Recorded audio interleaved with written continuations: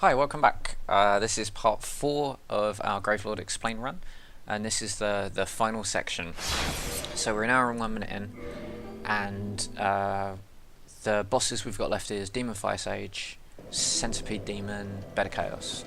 So from Firelink Shrine, we're going to go down to Blighttown again, and then run through Blighttown, through the Demon Ruins, to take on Demon Fire Sage.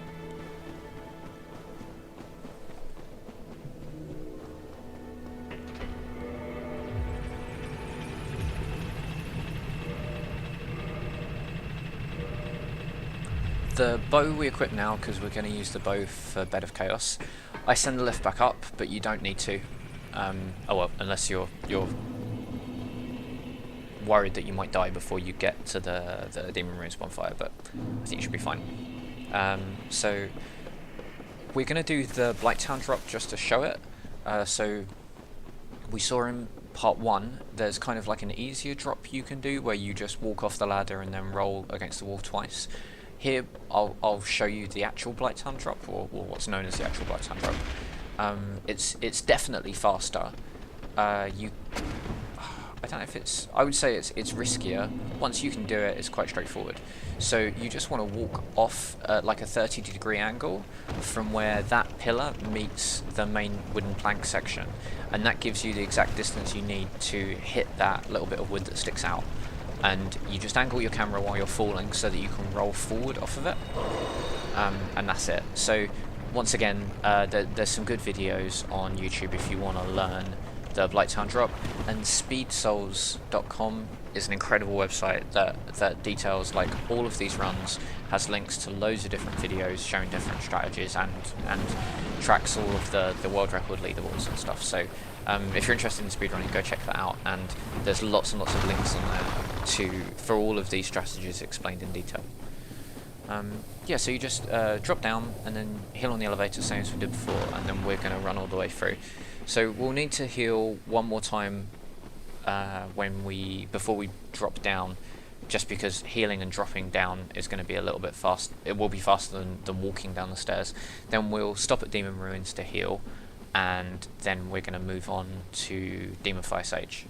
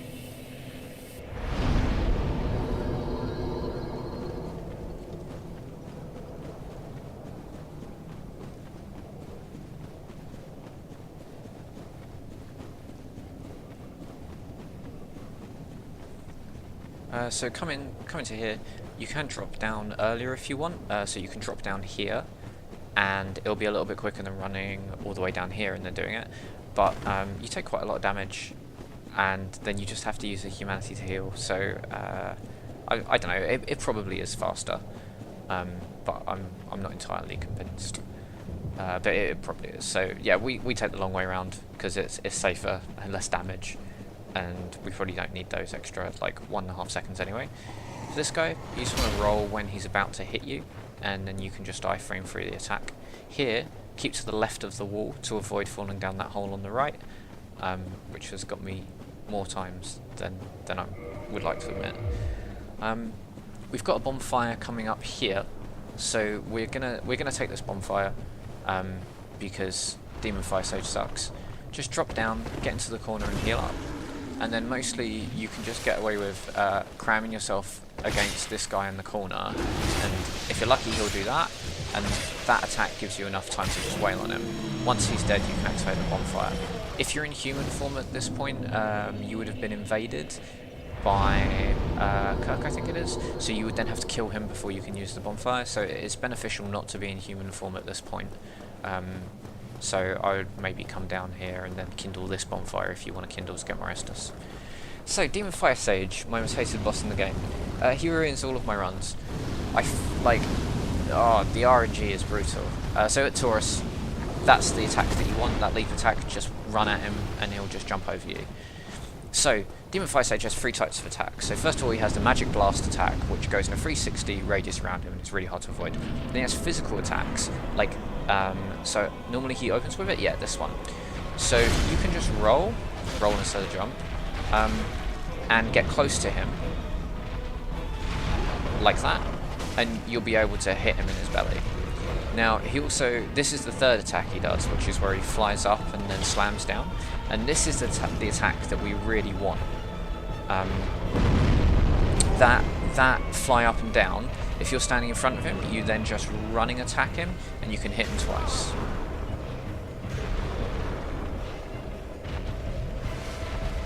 I think a lot of people find Demon Fire Sage a lot easier than I do. I think he's maybe just a tough boss for me. Maybe I just haven't fought him enough, because when I used to play, I always used to take the Chaos shortcut the first few times I did it. Yeah, so the distance of his blast attack is absolutely brutal. His blast attack is telegraphed by him bringing his catalyst up and stabbing it into the ground in front of him, or he does that kind of like backhand blast as well.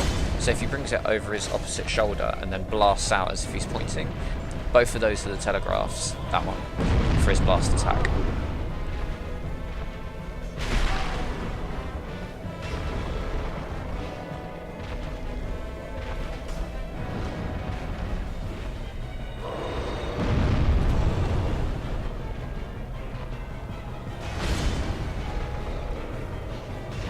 Yeah, you can probably tell this isn't my greatest fight.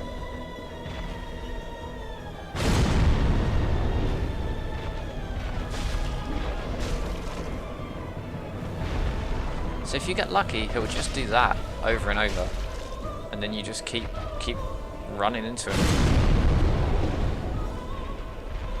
But we didn't get that today.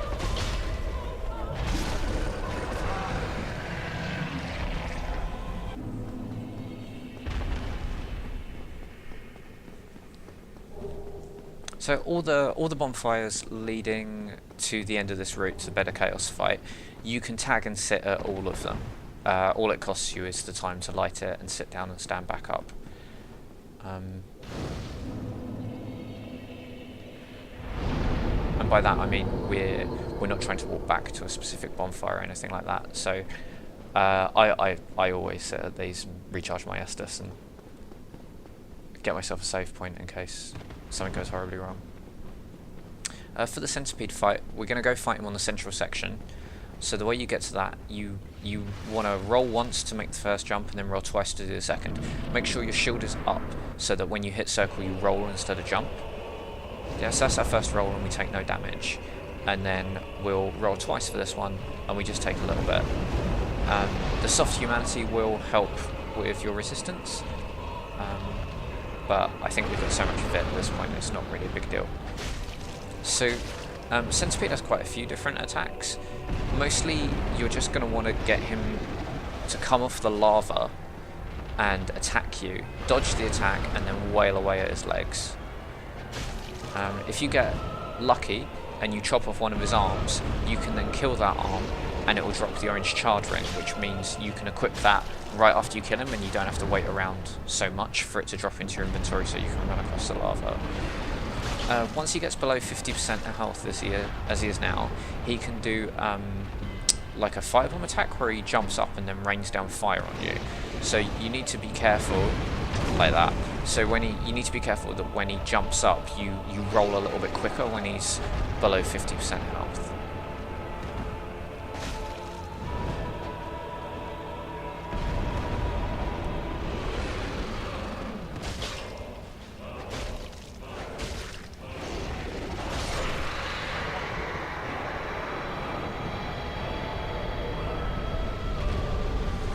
So you can see,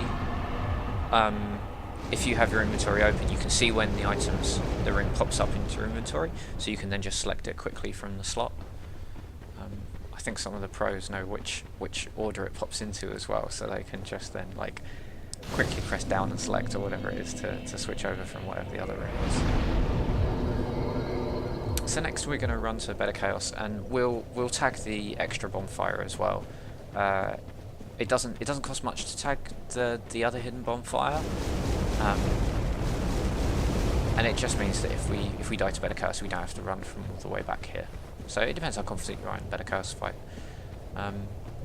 When it comes to getting past the Stompy Dinosaur guys, in general, you want to go between their legs, but they're going to turn, so you run to the left here, and then that'll allow you to go between their legs, and then left again, and then as he turns you can go between his legs, and then that leads you to this piece of land here. So you have to run slightly to the left and then kind of curve around to the right. With the next guys, you're going to basically be running straight because they're already facing you, so just go between the legs for that one, and then to the right here, and then that should be okay. And then we tag the secret bonfire.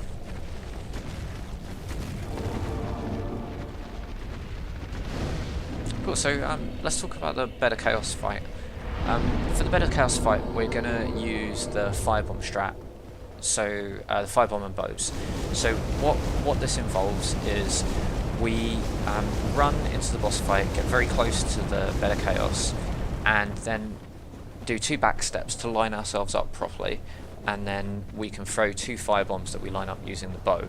So with throwing items, you can use the bow to get detailed alignment on where you throw it, and then you exit the bow zoom and just press your inventory use, or your quick bar use, and you'll use that consumable, but your viewpoint won't have changed since you lined up with the bow, so it allows quite a lot of precision.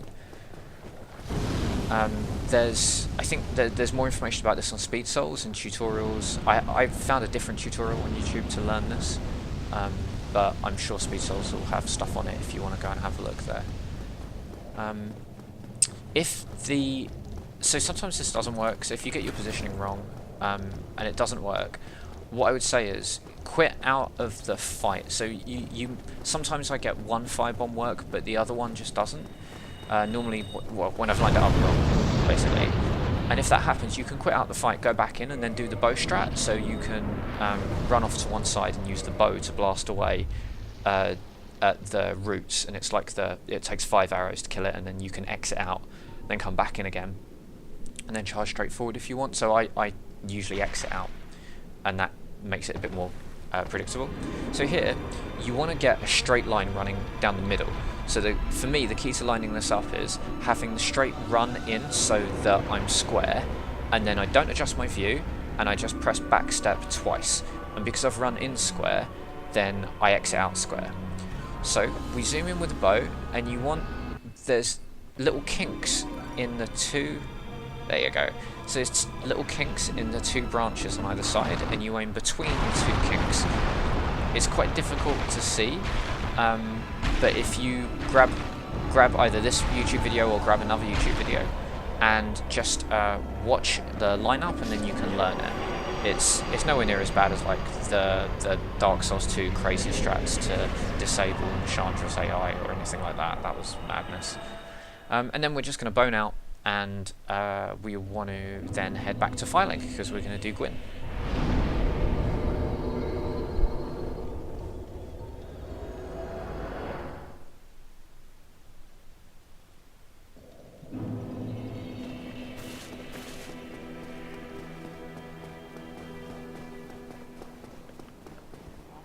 Sorry for...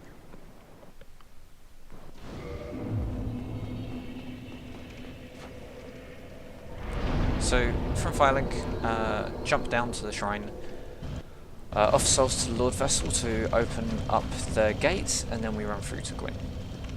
So we'll be using our Gravelord Sword to defeat Gwyn, and we'll be parrying and riposting him. So that means we need to equip the Hornet Ring instead of the Orange Charred Ring to boost our critical attacks. And we're also going to use Stone Armor, but we'll swap that over when we go through the Fog Gate. So for this first guy, I just walk over and then step on his head, and that staggers him. and prevents him from attacking you. And it is also like the most direct line as opposed to going around the outside of the rock. With this guy, mostly he'll charge at you, and you can just step around him when he does the thrusting attack. The danger is if he does like the attack that drags along the floor. I think this is R2. It's two-handed R2. Because the tracking on that is insane. So if that happens, you're going to need to make sure you roll. Here, this guy will always do a thrusting attack. I've never had him do anything else. So just step to the right. Oh, sorry, slashing attack, but it's always a straight slash. So always stepping to the right has worked. I never have any problems. These two can be a little bit trickier to avoid, mostly because the Black Knight Great Axe guy comes at you as this area narrows. So here I was a bit too slow. If you, what you can do here, if you don't want to equip your stone armor as you go through, go into the boss fight and then quit out, and then reload the game, and you'll start outside the boss fog, but the enemies won't see you, I don't think. And you should be fine. So roll through Gwyn's first attack, then you want to parry and riposte. Now, my strat for doing Gwyn is I'll then lock on, go behind him. If I need to heal, I'll heal, and then I parry and I riposte. So if you heal, he will generally do the slower of his two attacks, that one, and the timing works really, really nicely for then riposting him. Now, parrying, sorry. Now, if you don't heal, he can do a faster attack, like that. So if you want to, you can just block the first one and then parry the second one, and the timing's a lot easier. I'm greedy, so I always try and parry the first one. I nearly always miss, and then I just parry the second one anyway. But we're in stone armor, so it doesn't really matter. Yep. There we go. So I always miss the first one, so I get the second one.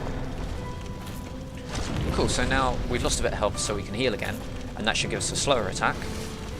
Yeah, which we parry, and then we riposte. And that's it. We've managed to do, we've killed him in the boss fog, so that means that we can exit out of the fog to go for the Dark Lord ending, because it'll be a bit quicker than running over to the bonfire. And then we can do a nice fast quit out, and we can see what our time is. Cool, so 1:18:43.